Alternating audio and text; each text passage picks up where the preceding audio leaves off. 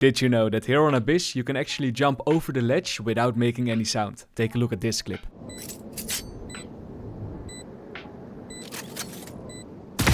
Message sent. Well played, GenieX. Killjoy was like, what? How is he there already? And maybe you're also wondering, how did GenieX do this? Well, my friends, here's the answer. If you jump normally, of course you make sound. Not very good. However, a mechanic that not a lot of people know about, including me, is that if you shift walk and jump while shift walking on this spot, you don't make any sound. But why is this the case? Usually if you shift walk and jump, you do make sound. So why don't you make sound on this specific spot? Well, my friends, if we take a closer look at the ledge, you will notice that the ledge is a little higher on the spot where you jump to. And my theory, because of the height difference, you don't make any sound. It's the same mechanic as over here on Ascent, you know? Because you jump on a smaller box, not a big box, you can jump on the boxes silently. And that's a pretty cool mechanic, I didn't know it. Also, while we talk about this Abyss ledge, is it possible to also jump silently the other way around? The answer to that is no, but there's another tricky for it, and that's that you can simply walk off the ledge and then crouch on the last second. If you do this, you don't make any sounds while walking downwards, so now you can be sneaky peeky both ways. Anyway, let's skip the intro today and go straight into another jumping trick. Because did you know that there's another way to jump silently anywhere on the map in Valorant? What? Really? Here's how it works. If you stand still and jump, you of course make sound. No bueno. So a trick you can do is start crouching, after that jump, and while you are mid-air you release your crouch button. A bit like this. Cool party trick, MrLowlander, but why is this ever gonna be useful? Well, the reason I bring this one up is because recently I saw a TikTok of Jer Valorant, and he explained that this type of jump actually won a round for G2 in a big tournament. In this round, Leaf got naded by the enemy race. So the only way for Leaf to survive this round is to jump, because then the nade does less damage. So that's what he did, and shortly after, this happened. Half HP, drifting away, and it's a half clearance. Jing anticipating that it was cleared out. Leaf, the savior once more. Did you see that? The race who threw the grenade didn't check the left side. And that's because he didn't hear the jump, so he thought the corner would be clear. So the silent jump is actually useful in some situations. Maybe even in this next example. Take a look at it. Ding steht hinter ihrer Wall. Oh, jump! Ach, ich bin immer noch abgeworfen. Oh my god!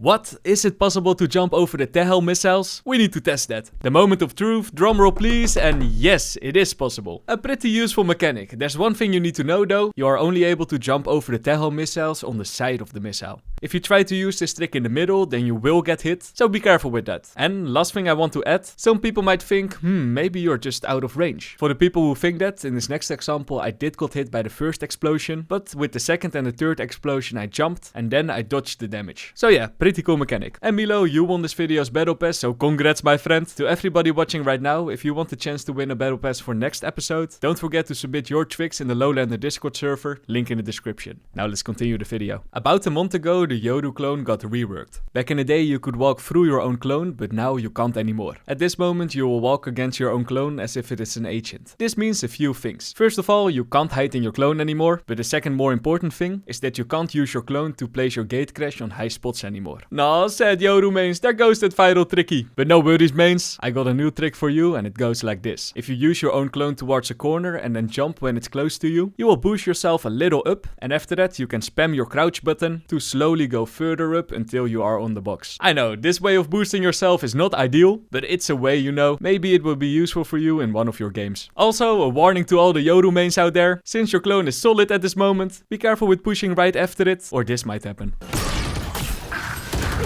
Go wingman, do a flip!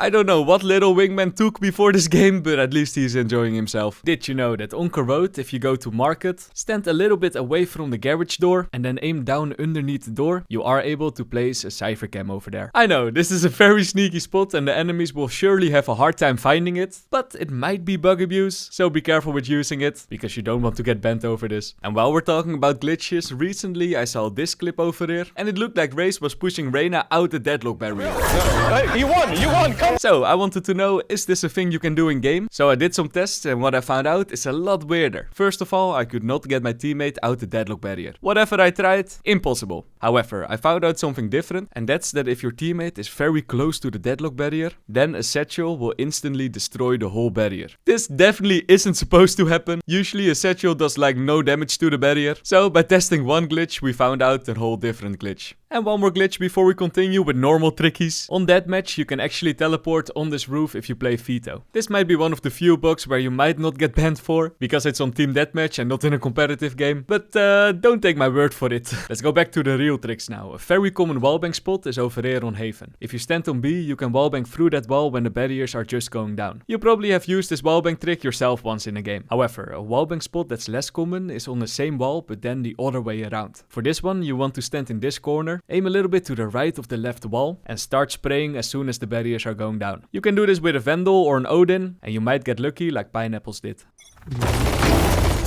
This wasn't Pineapple's only wallbang kill this round. A little later, this happened.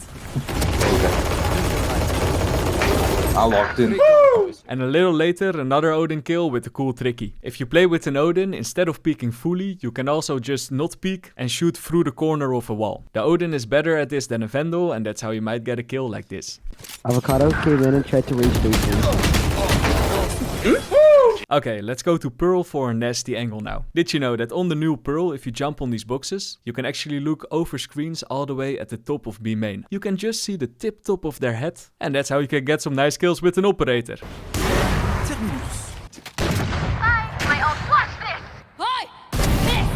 Let's take a small break from the tricks now to showcase some trick shots. First up, a very clean collateral with a Vandal. Genieße dieses Knife gerade zu sein. Party's over. Then, same type of round, only then 3 kills instead of 2. Nice. Then 3 blind ghost kills. And we end the trick shots with an attack helicopter. Satchel out.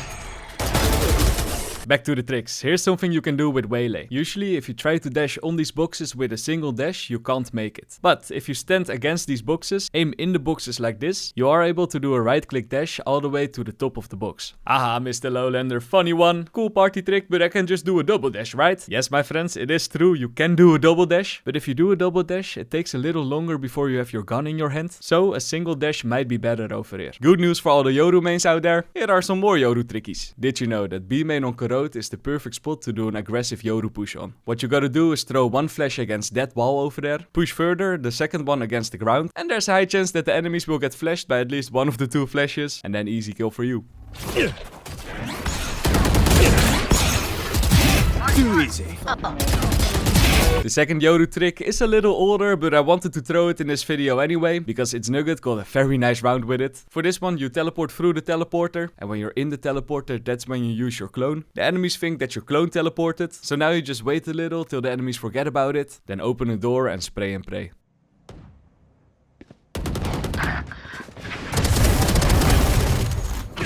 Last player standing. Let's talk about Veto again. This next trap looks illegal, but I'm pretty sure it's not a bug. And here's how it goes. On Corot, if you look to the right side of B main, you will notice that there's a small tree growing on the wall. And we can use that, because you can actually throw your Veto trap on this tree. Getting this lined up is a little bit harder to do. What I like to do is stand diagonal to it and then do a right click throw. But luckily, if you do this pre-round, you can just pick up your trap and try again if you missed the first time. But anyway, if you finally land this trap, the enemies will get hit if they walk into the right cubby over here. So when you hear your trap going off, peek and easy kills for you. Now look at this. This next clip intrigued me because did you know that you could play Valorant on a Steam Deck? I don't think the player experience would be optimal. I need my mouse and keyboard, man. But still, it's a pretty cool way to play Valorant. And also, nice smoke you use over there. Easy head glitch spot. Next section, combos. Here are a few Valorant combos that are very underrated. First, we got a Fade ultimate together with an Omen ultimate. If Fade blinds all the enemies won't see that Omen is literally teleporting behind them. And that's how he can get a lot of kills.